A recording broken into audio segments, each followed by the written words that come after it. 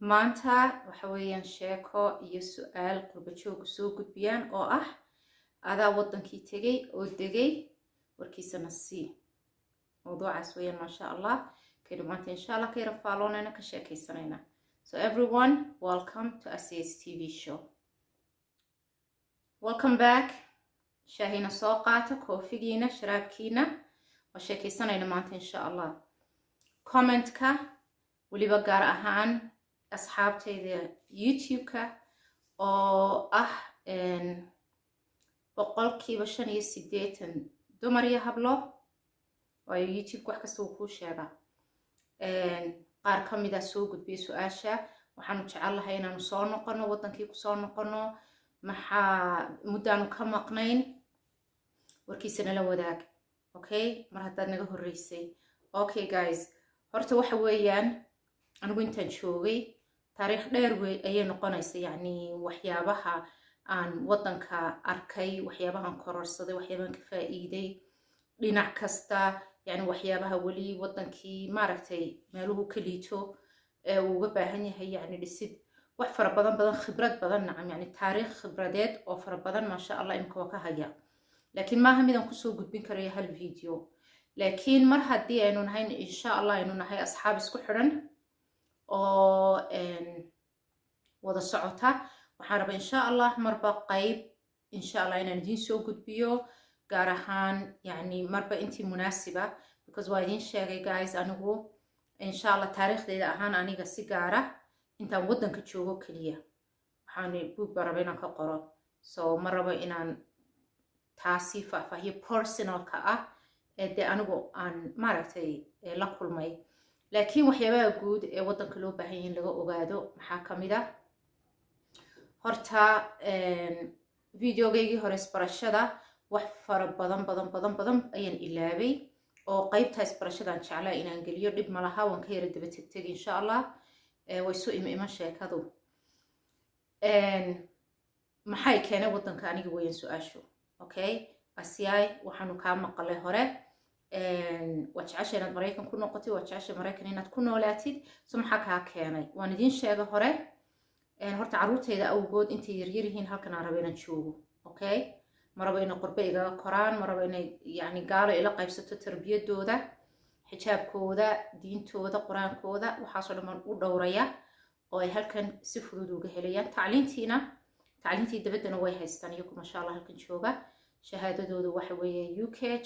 wasaaradda waxbarashada UK baa bixinaysa, iyagoo halkan jooga ay ka qaadanayaan halkaa. so tacliintooda waa international, laakiin qaybtii diintaan u ilaalinaya. anugu markaan halkaa joogay maraykan, weliba markaan imanayay, noloshayda maraykan waxay markaa maraysay maasha allah tabaaraka allah meeshii ugu fiicnayd, waayo in badan baan markaa maraykan joogay, wax badan baan qabsaday, heer baan ka gaadhay kambanigan u shaqaynayay. waxaan u shaqayn jiray ciddii taqaano way garanaysaa, Adams Mark hotel waxa weeyaan hoteelada ugu waaweyn Western New York, walka ugu weyn baabuu ahaa. as a matter of fact anigu kaan ka shaqayn jiray wuxuu ahaa the biggest corporation owned hotel in Western New York. corporation kana maraykan baaba laga yaqaana aad. markaa maasha allah tabaaraka allah kaa gudihiisa ayaan marba from department to department yacni socon jiray, oo maasha allah weliba executive positions ka wada haysta, executives ka wad garanaysaan. so maasha allah tabaaraka allah mustaqbal fiican ayaan halkaa ka samaystay, haddana waan kasoo dhaqaaqay. markaan ka imanayay maan soo googoosanin, because maan garanin waxay iga horeeyaan halkan kula kulmayo. horena wadanka umaan joogi jirin, waxba ka garan maayo. marka waxaan go-aansay inaan shaqadeedii kasoo qaato 4 bilood oo fasaxa oo bilaa mushahaaro ah. Okay, maasha allah tabaaraka allah guys, yacni qof kasta dooqiisu ciyaaro, laakiin nolol halkaa maasha allah tabaaraka allah waa ka samaystay nolol cajiiba. waxaan ku tala jiray dib u yaro noqdee, anigoo New York State jooga ayaan weligay ku tala jiray qorshaha ah magaalada intaad ka guurto countryside-ka u guur. Okay, countryside-ka intaad u guurto halkaa guri ka iibso, because markaan halkaa joogo guryo badan baabana eegi jiray, oo guryo iibitaanka aad baan ugu dhex jiray. guri ka iibso, dhul weyn leh, digaag ku dhaqo, ari, wax iska beerbeero, country lifestyle weliba the New York style countryside-keedaas oo kale intaad u guurto New York countryside lifestyle samayso. fikirkaas waan haystay anoo Maraykan joogaan haystay, okay? waayo marnaba maan jeclayn saxmadda magaalada inaan usoo shaqo tago mooyaane maan jeclayn inaan dego buuqeeda saxmadeeda. so fikirkayga anoo wataan isira halkana soo eeg, okay? waan imi shaqadaydii maan ka imanin, and then halkan 4 biloodun baan rabay inaan ku indha-indheeyo aan daraasadeeyo waddanka. baryaha imika 3 sano u dambeysay 4 sano u dambeysay aad wax isu bedeleen, laakiin baryaha xaalka waddanku uu iska tabca yani muu fiicnayn muu cajabin aniga. haddana waxa dhacday anigoo 3 bilood oo kaliya waddankii jooga marka oo bili ii harsan tahay oo ku tala jira inaan iska noqdo oo aan ka helin waddanka, ayaan la kulmay qolo ingiriis ah oo dowladda ingiriiska ka socotay oo waddanka indha-indheynaysay. waan idiin sheegay shaqadii sidaan ku helayna waad ogeydeen, taa kuma noqonayo. so shaqadaasa i joojisay, okay? shaqadaasa i hakisay oo i joojisay, and then the rest is history. bas markaan joogaan halkan shaqo ka bilaabayna waxay noqotay tii xagga inaan fasaxo, and then halkan bilaabay inaan nolol samaysto. haddaba xaqiiqatan marka laga hadlayo horta maciishadu aad bay dhaqso u qaaliyooda meeshan, laakiin anigu dadka waan u sheegaa waxaan idhaahdaa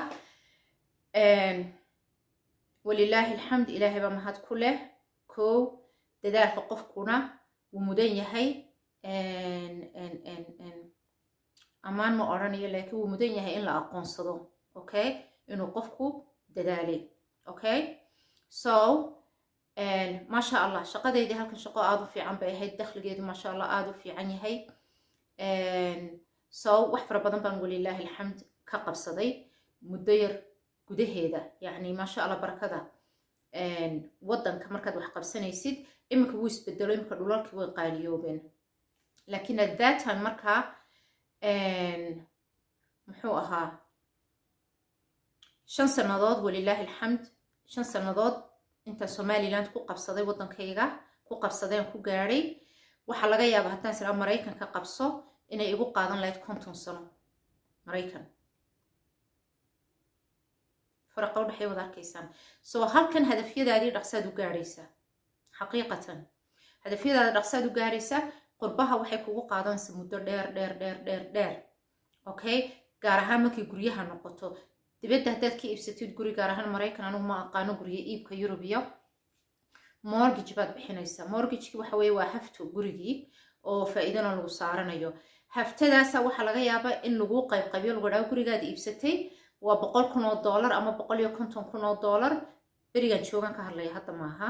because everything changed after corona, adduunyada waa isbedeshay. waxaa laga yaabaa in 40 sano qofkii loogu qaybqaybiyo hafto oo gurigiisii 40 sannadood uu bixinayo uun haftadii. qofkii wuu gaboobay siduu u eryanayay in mortgage-ka bixi, goormuu gurigiisii ku raaxaysan, goormuu maaragtay ku noolaan. so alxamdulilah rabbil caalamiin, anigu gurigayga intaydan aan deganahay xaqiiqatan runtaa laga hadlaa, intaan dhisayay waxay igu qaadatay aniga 3 sannadood.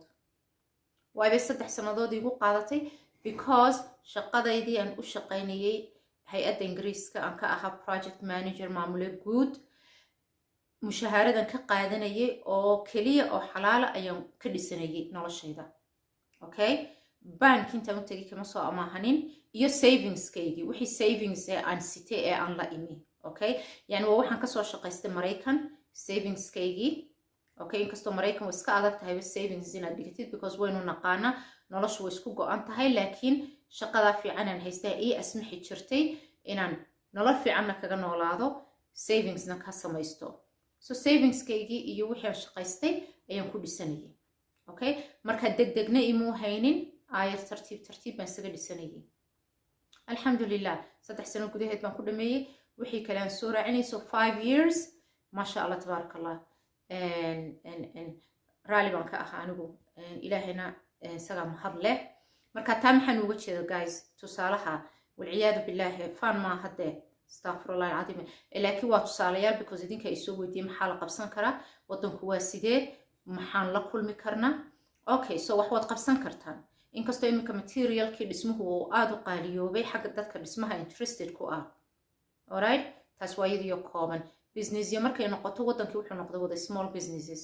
sidii maraykan ahaan jirtay baa la yidhi taariikhda dee kontonadii iyo afartanadii iyo small businesses iga qaboode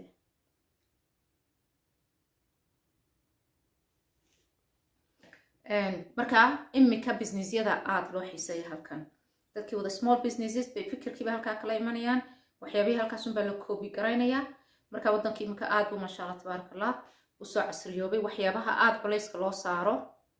ee businessyadu u badan yihiin waxa weeyaan restaurants meelo laga cuno badan oo qurux badan bay leedahay magaaladu waxyaabaha dee dadku isaga bahbaahan yihiin maaragteen laakiin waxyaabaha weli waddankii ka liito waa wadooyinkiiba liita inkastoo maayarka cusub maasha allah tabaaraka allah aada u dadaalayo wax badan iminka bedelay riyihiina magaalada laguma arko iminka riyihii iyo wadooyinka dhex yaacyaacayay ma jiraan maasha allah nadaafadiina waa la wada so it's coming together waxyaabaha aada u liita waddanka waa biyo la-aanta okay weliba halkan hargeysa biyuhu aad bay ugu yaryihiin so halkaas waxaan ku odhi it's an issue dadka qaar baa commentyada soo weydiiyey aasiya ceel qodo waxay arkeen kiis barashada aan lahaa aribaa beerta iga cuno biyuhuna meesha waa ku yaryihiin ceel ma qodanin laakiin barkad baan qotay ceelka maasha allah tabaaraka allah kama dhacdo so waa barkad dheer oo gacanta lagu qoday oo dee la dhisay underground ah oo af lahoo dabool lahoo maasha allah so taas aad bay noo caawisa xagga beerta anagu ma isticmaalno anagu taangiyadaanu badinay soo qasabadaha caad biyuhu ugu soo dhacaan so it's a struggle xagga biyaha laakiin insha allah taana waa la hagaajin doona biidni illah waxaa timi waxbarashadii dadka caruura wata xiisanaya su-aasha waxaa jira iminka iskuullo fiican weliba midun dee horta kan hablahayga geeyey maasha allah tabaaraka allah waa iskuul aada u tayo fiican shahaadadiisuna waa international oo xaggaasa laga qaday waa farac iskuuladii ingiriiska oo halkan la keenay okay waana iskuul private ah maasha allah waa qaali laakiin qaalinimadiisa de wuu u dhigma waayo tacliin international ah iyo shahaado international oo ilmahaagay qaadanaya markuu dhammeeyo a levelkana jaamacadaha ingiriiska ayaa tegaya insha allah oo qofkii halkaas uu kasii dhammaysanaya daraasadiisii marka taan u eexaynayo ciyaalka waa taa inay xagga jaamacadaha ka dhigtaan biidni illah isla markaana aanan geenin oo aanay qurbo igaga korin oo aanay hablo yaryaroo gaala ay waxaa ku dayanin oo asturnaantoodii xijaabkoodii salaadoodii qur-aankoodii maasha allah tabaaraka allah halkan ugu adkeeyo ugu hayo walilaahi alxamd okay guys waan ku dheeraaday videoga warbixintu ma dhammaansan idinku dhi laakiin marba qaybyar baan idin siin insha allah wixii su-aale kale aad ka qabtaan waddanka soo guuridiisa waad isoo weydiin kartaan wixii aan idinka caawin karo waxaan idin sheegi karo waxaan idinku soo kordhin karo I am ready diyaar baan idin ahay insha allah so xagga caruurta iskuulladaas way jiraan guys kuwii kalena way jiraan dowladda oo fara badan dee aada u fara badan so tacliintiina it's not an issue alright laakiin cidna kulama taliyo jaamacadaha halkan haddaad passport international haysataan jaamacadihii dibadda qabta okay maxay kale qaybtan ku khatimaya waxa weeyaan xaggii dadka okay because taasna waa su-aal aada u muhiima markaanu nimaadno yacni dadka waddankeena wacankee dadka horta dadka halkan jooga dadka dibadda jooga meel kasta adduunka way joogaan dad fiican iyo dad xun baa laga helaya okay meel bay dad wada xumi joogaana sax maaha wax caqligala meel bay dad wada fiican joogaana caqligal maaha markaa waddanku uu leeyahay dad fiican oo fara badan aada u badan ma aqaano intooda badan in yar baan ka aqaana dad xun oo fara badanna waa joogaan anigu horta kolleyba shaqadayda markay noqoto dee waxaan ku odhi dadaan damiirkoodu fiicnayn baan arki jiro fara badan dad fiican oo aan waddanka ku bartay taariikh dheerde intaan joogay baan aqaanay waxaa ka mid ah farxiya way isgaranaysaa way daawata videoyadeeda waa ku salaamaya farxiya maasha allah qof fiican weeyaan oo qalbi fiican ilaahay khayr siiye waanaan wada shaqayn jirnay intii aan joogay waddankaba mar 2 cisho kala dambeeyay shaqada 2 cisho markaan hayay positionkaygii ayay iyaduna timi maasha allah intii waa wada joognay soo si fiican baan isu baranay maasha allah waa qof walaalo lilaahi yaan iska nahay maasha allah laakiin dadka kale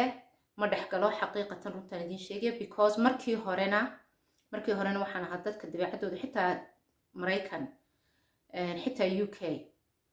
waxaan ahaa dadka dabeecadoodu ay tahay guriga isaga badan guri jooga meehi dadka bixitaanka jecel asxaabta badan ma jecli barashada badan ee dadka iyo bulshaynta iyo ma jecli aroose iyo ma tago xaflada iyo wax ma jecli okay from yaraantaydii saasan iska ahaa waxaan ahaa dadka tacliinta iskaga fiican masha allah tabaarakallah tani mawduuca ma khusayso laakiin yaraantaydii ilaa grade 1 ilaa aan kasoo baxay high school